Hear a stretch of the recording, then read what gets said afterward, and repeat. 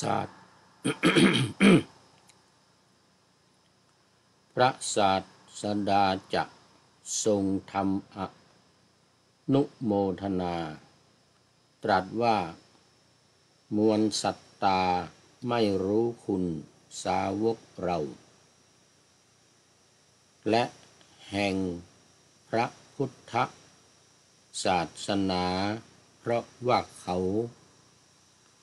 ไม่มีปัญญาเท่าทันจักษุคือปัญญาขอถวายความนอบน้อมแด่พระรัตนตรัย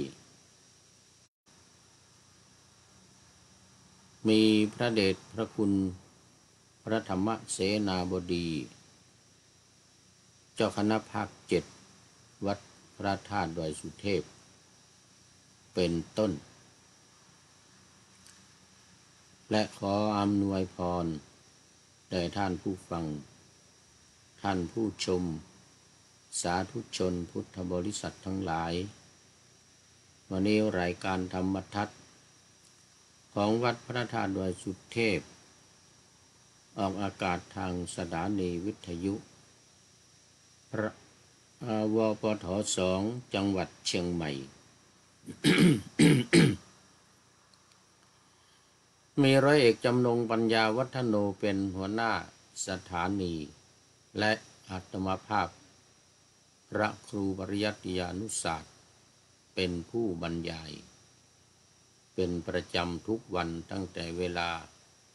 7:30 นาทีไปจนถึง 8 นาฬิกาวันนี้ก็บันทึกเสียงล่วงหน้ามาจากวัดพระธาตุดอยสุเทพ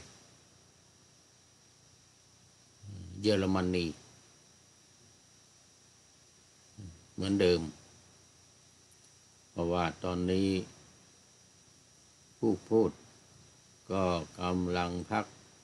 อาศัยอยู่ที่วัดพระธาตุดอยสุเทพเยอรมันมาหลายเดือนแล้ว3 เดือนกว่าอันนี้ก็เขาจะ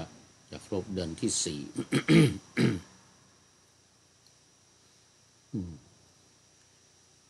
เดี๋ยววันที่16นี้ก็จะได้4 เดือน จะครบ4 เดือนพอมาวันที่16 มกราคมดังนั้นก็จะได้ขอประชาสัมพันธ์งานการทำบุญฉลองวัดพระธาตุดอยสุเทพเยอรมันแห่งนี้ครบ11 ปีซึ่งตอนนี้ก็มีท่านพระครูสมุกิตติพรผู้รักษาการแทนเจ้าอาวาสท่านพระครู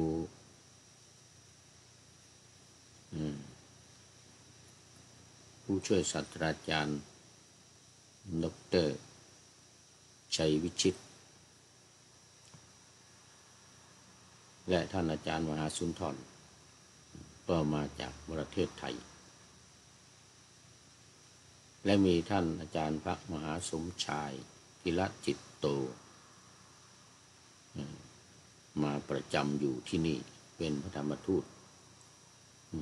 สายต่างประเทศเป็นรุ่นเดียวกันกับท่านพระครูสมุกิตติพรกำลังดำเนินการในการจะฉลองครบ11 ปีของวัดในวันที่25ที่จะถึงนี้ก็คือวันพรุ่งนี้วันนี้ก็เตรียมงานกันใหญ่มีญาติโยมมาวันนี้มีไม่มากเป็นวันศุกร์เขาทำงานทำการกันอยู่วันพรุ่งนี้จะมีมากวันเสาร์แต่ว่าวันอาทิตย์จะเป็นวันงานนั้นจะมีมาเป็นจำนวนมากวันนี้มีแต่คุณโยม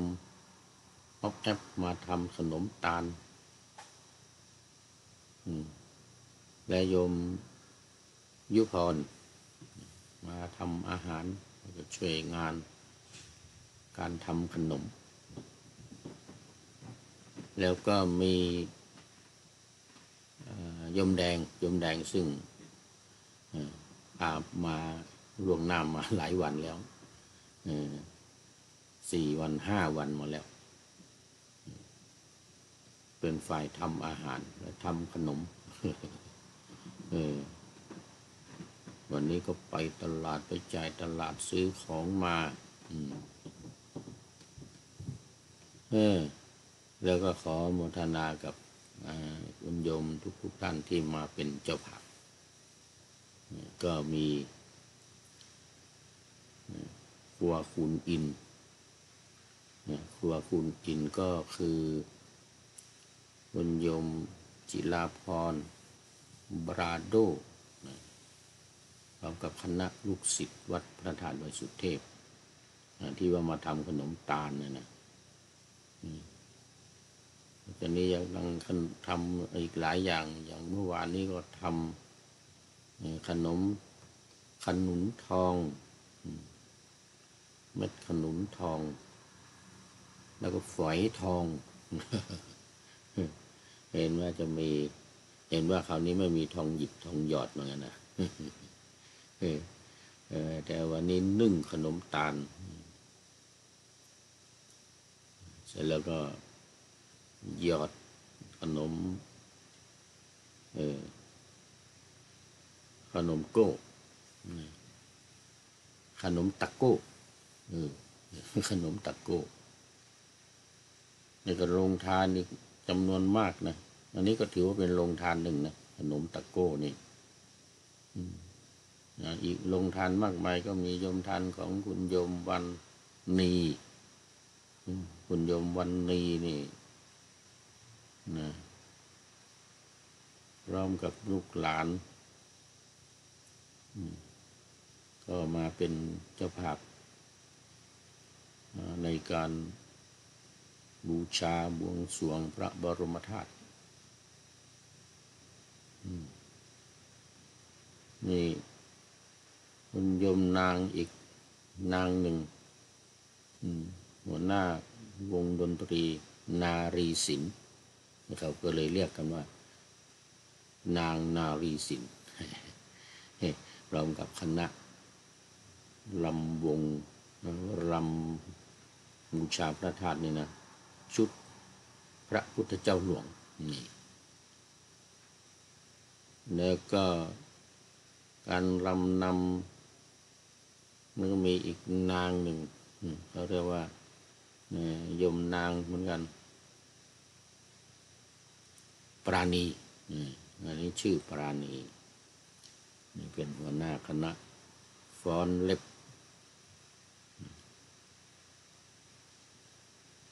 แล้วก็ช่วยกันบริจาคคนละ50คนละ100มีคุณโยมเล็ก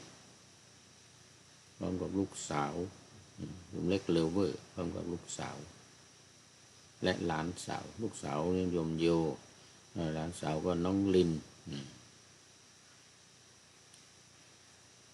เห็นว่าเดี๋ยววันพรุ่งนี้ก็มานอนที่วัดเพราะว่านอกจากมีการฉลองแล้วก็ยังมีการถือศีลกินเจบวชชีพราหมณ์ปฏิบัติธรรมกันด้วยเอาละตอนนี้ก็เข้ามาสู่เนื้อหาสาระของธรรมะกันเลยวันนี้ซึ่งเป็นตอนสุดท้ายแล้วเรื่องคฤหัสถินก็นำเสนอมาหลายวันแล้วนะทินนี่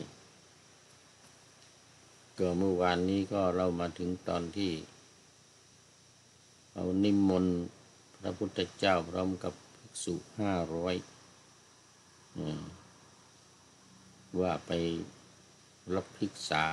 ฉันภัตตาหารที่บ้านเสร็จแล้ว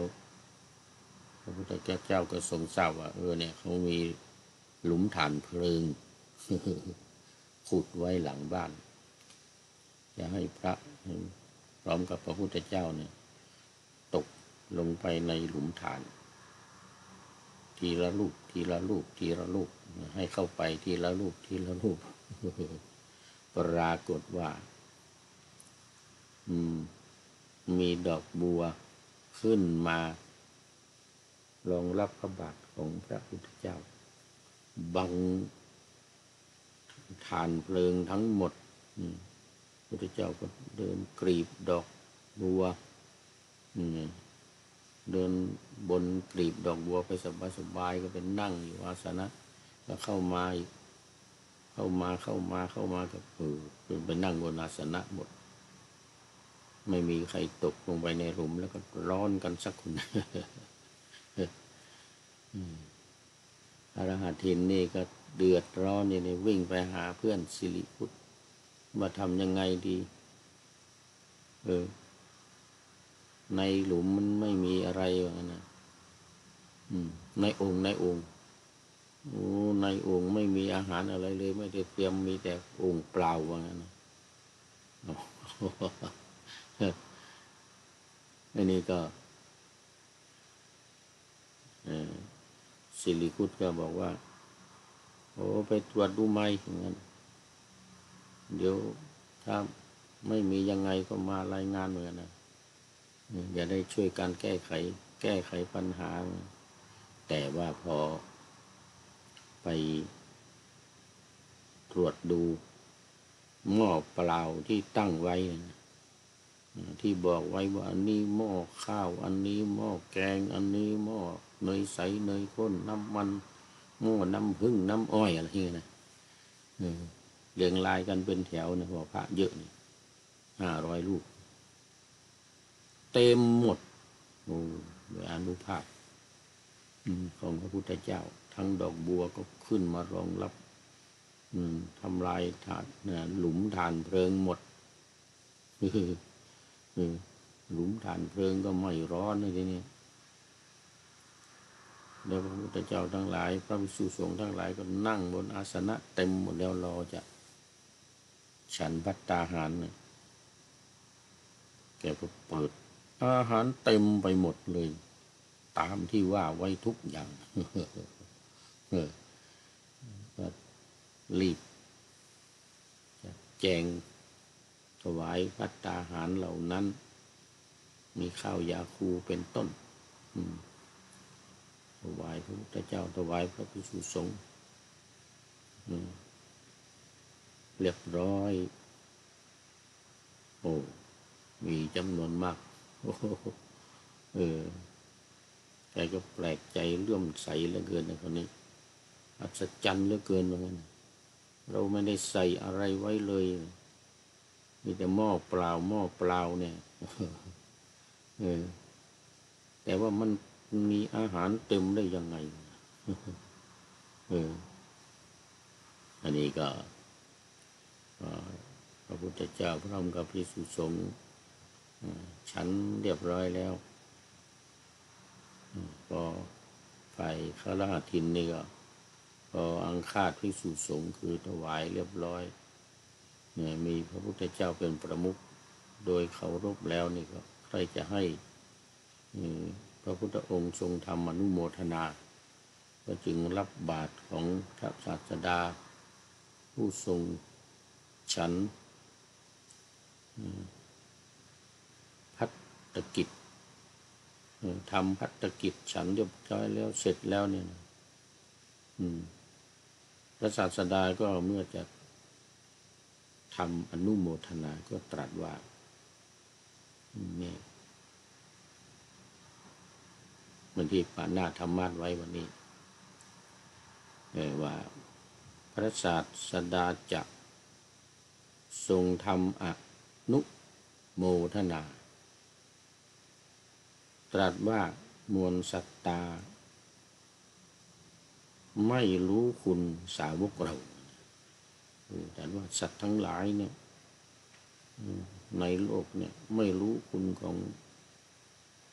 สาวกของเรา และแห่งพระพุทธศาสนาคือคำสอนในพุทธศาสนาไม่รู้เพราะความไม่มีปัญญาจักษุคือตาจักษุแปลว่าตามีปัญญาตาคือปัญญาคือตาในนะไม่ใช่ตานอกตาในตาคือปัญญาสัตว์ผู้ที่เว้นจากปัญญาจักษุเนี่ยชื่อว่าผู้มืดบอดแต่ผู้มีปัญญาชื่อว่ามีจักษุดังนี้แล้วได้ตรัสพระคาถาเหล่านี้ว่ายะถาสังกาลทานัสสมิงอุชิตตสมิงมหาปเถเป็นต้นนะซึ่งก็แปลใจความว่าเนี่ย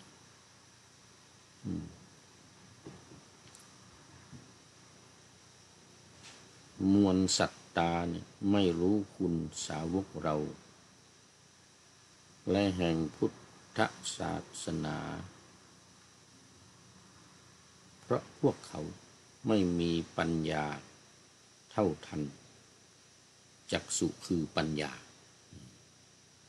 เท่าทันจักษุคือปัญญาก็คือไม่มีความรู้ไม่มีความเฉลียวฉลาด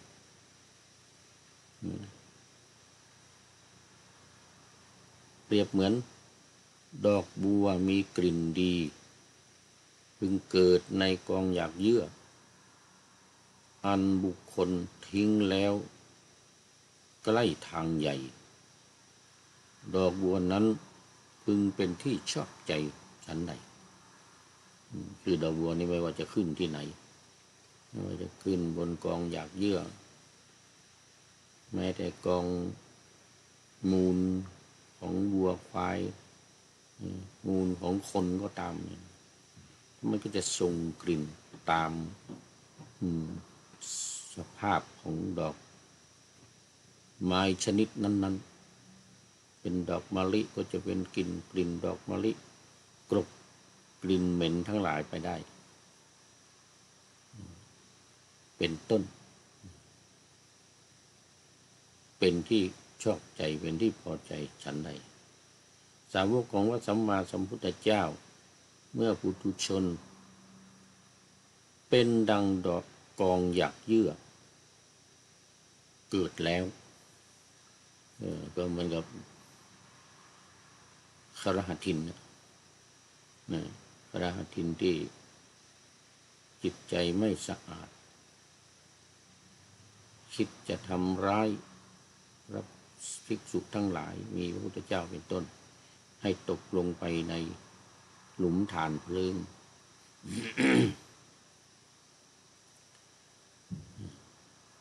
คือท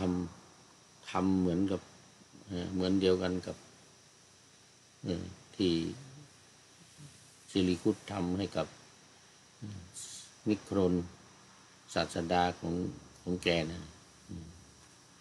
พระผู้เป็นเจ้าของพวกแกพวกนิครนที่เป็นศาสดาของพระหัตถินขุดหลุมเหมือนเดียวกันแต่ว่าไม่ได้เอาขี้ไปใส่ แต่เอาไฟไปใส่ไว้แล้วก็ปิดไว้เอา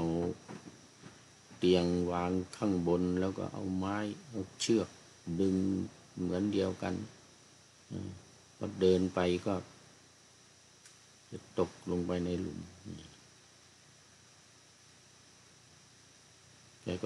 แต่ว่าวิธีการต่างกันหน่อยคือให้เข้าไปทีละองค์ไม่ให้เข้าไปพร้อมกันทั้งหมด กลัวเขาจะเห็นหรือได้กลิ่นเพราะว่าหลุมมันยาวเนี่ยหลุมมันยาวมีไฟลุกโชนอยู่ไฟลุกเป็นแต่เหลือแต่ฐานละเหลือแต่ฐานละ แต่ก็ยังมีไฟลุกคุกโกนถ้าเข้าไปพร้อมกันนี่เขาจะรู้จะเห็นมันเป็นระยะยาวนี่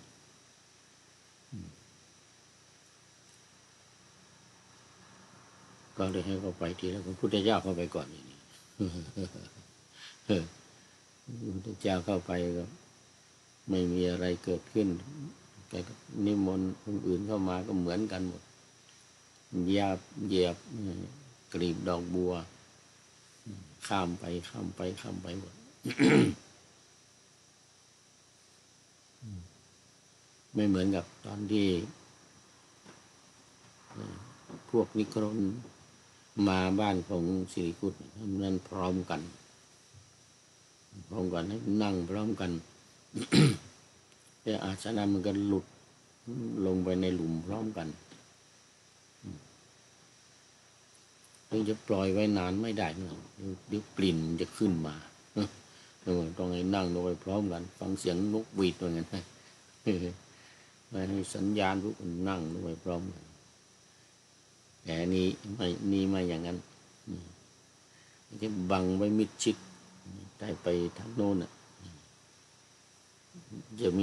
มีหลุมอยู่ก็ตรงที่พระพุทธเจ้าลงทีแรกเพราะฉะนั้นควันมันก็จะไม่มีอะไรก็จะไม่มีเพราะมันปิดสนิทอันนี้พอเป็นอย่างนั้นเร็วนี้ก็ไปหาเพื่อนเล่าให้เพื่อนฟัง พระพุทธองค์ก็มาแสดงพอฉันเสร็จเรียบร้อยก็แสดงพระธรรมเทศนาอย่างไรสาวกของพระสัมมาสัมพุทธเจ้าเมื่อปุถุชนเป็นดังกองหยากเยื่อเกิดแล้วย่อมไพโรธล่วงซึ่งบุรุษปุถุชนผู้มืดทั้งหลาย ขอไปผู้มืดทั้งหลายด้วยปัญญาฉะนั้นนี่จบพระธรรมเทศนา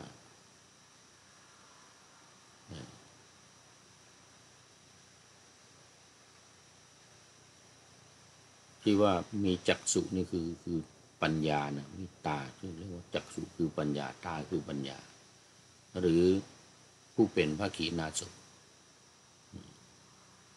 เมื่อปุถุชนแม้เป็นดังกองหยากเยื่อเกิดแล้วแม้เกิดในระหว่างแห่งมหาชนผู้ไม่มีปัญญาไม่มีจักษุก็ย่อมไพโรธล่วงกำลังแห่งปัญญาของตนเนี่ยเห็นโทษในกามทั้งหลายและอานิสงส์ในการออกบวชแล้วก็ย่อมไพโรธล่วงแม้ด้วยคุณสักว่าการบรรพชาแม้ยกตนขึ้นสู่ศีลสมาธิปัญญาวิมุตติแล้วก็วิมุตติญาณทัศนะยิ่งกว่าคุณสักว่าการบรรพชานั้นก็ย่อมไพโรธในศีลในธรรมงามล่วงปุถุชนผู้มืดทั้งหลายแม้ปุถุชนเหล่านั้นจะมีร่างกายมีผิวพรรณสวยงดงามแต่ว่ามีปัญญาคนที่มีศีลรักษาศีลบริสุทธิ์บางทีรูปร่างกายนี่อาจจะไม่สวยงามแต่ว่าความเป็นคนดีมีศีลมีธรรมมีกัลยาณธรรมก็ย่อมจะมีความรุ่งโรจน์สดใสงามด้วยปัญญางามด้วยปัญญาเรียกว่าด้วยใจนะเอาละวันนี้ พอจบพระธรรมเทศนาเนี่ยความตรัสรู้ธรรมก็ได้มีแก่สัตว์ทั้งหลาย 84,000 กรหัตถินและสิริคุตบรรลุเป็นโสดาปัตติผลคือเป็นพระโสดาบัน บรรลุเป็นพระอริยบุคคลสองคนนั้นหว่านทรัพย์ของตนทั้งหมดลงในพระพุทธศาสนาแล้วพระศาสดาได้เสด็จลุกจากอาสนะไปสู่วิหารภิกษุทั้งหลายยังคาถาตั้งขึ้นในโรงธรรมในตอนเย็นว่าโอ้น่าเลื่อมใสจังเลยธรรมดาคุณของพระพุทธเจ้านี่น่าอัศจรรย์ดอกบัวผุดขึ้นทำลายกองทานตะเคียนขนาดนั้นพระศาสดาเสด็จมาแล้วตรัสถามภิกษุทั้งหลายว่าพวกเธอสนทนาอะไรกันก็ภิกษุทั้งหลายกราบทูลว่าเรื่องนี้แล้วเนี่ยพุทธองค์ตรัสว่าภิกษุทั้งหลายข้อที่ดอกบัวผุดขึ้นแต่กองถ่านเพลิงเพื่อเราผู้เป็นพระพุทธเจ้าในบัดนี้ไม่น่าอัศจรรย์ในการก่อนดอกบัวเหล่านั้นก็ผุดขึ้นเพื่อเราแม้ผู้เป็นโพธิสัตว์เป็นไปอยู่ในประเทศสยานนั่นก็ตรัสพระคาถาว่าเรามีเท้าขึ้นเบื้องบนมีศีรษะลงเบื้องต่ำจะตกสู่เหวโดยแท้เราจะไม่ทำกรรมอันมีมิใช่ของพระอริยะเชิญท่านรับก้อนข้าวเถิดคือแม้ว่าจะนอนหงายเท้าชี้ฟ้าหน้าไถลงไปในดินก็ตามเราจะเป็นผู้ที่ไม่ทำกรรมอันชั่วร้ายแม้จะตกเหวก็ตามเราก็จะไม่ทำกรรมอันไม่ดีอันมิใช่ของพระอริยะก็มีอกุศลกรรมที่ไม่ควรทำเป็นต้นเรื่องนี้ก็จบเรื่องคฤหัสถ์เป็นพระโสดาบันทั้งคู่เลยทั้งคฤหัสถ์ทั้งสิริคุต